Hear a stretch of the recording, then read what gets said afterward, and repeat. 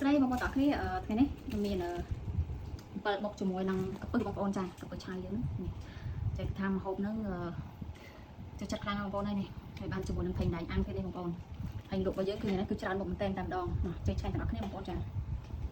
ចាប់ដើមមុនដំបូងគឺចូលចិត្តអានេះជាងគេបងប្អូនចាខ្ទីចូលចិត្តមកខ្ទីហ្នឹងដៃជាស្រ័យផងបងប្អូនពួកអីដៃឆ្ងាញ់ជាងបាយស្លាបព្រាឆ្ងាញ់ទេ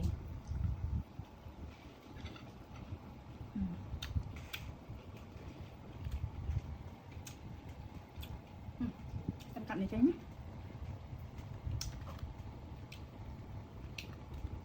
ហើយរបស់nàyចូលចិត្តតបមកទៀតគឺ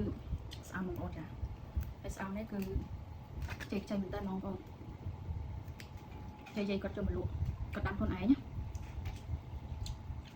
ឆ្ងាញ់បងប្អូននេះ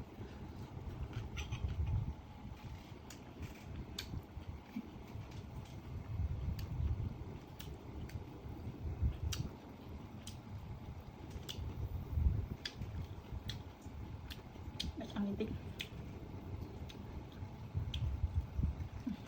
នោះស្រស់ស្រស់ខ្ចីខ្ចីបងប្អូនតាមបេះពីចកា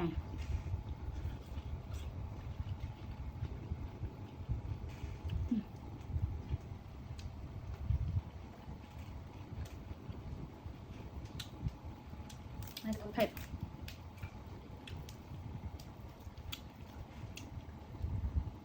ជាបងប្អូនơiនេះ